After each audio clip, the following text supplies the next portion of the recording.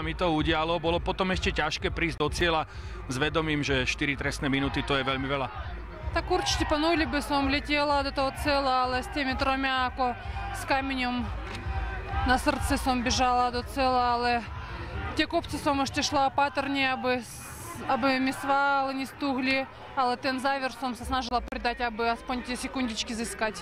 Ale aj tá 10. strela, to ste veľmi minuli dosť veľa, čiže už tam sa to troška наштrbilo?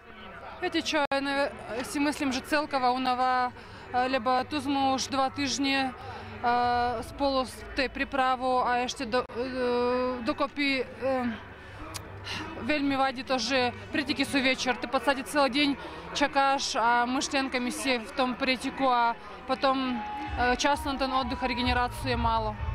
Ďakujem pekne. Ďakujeme.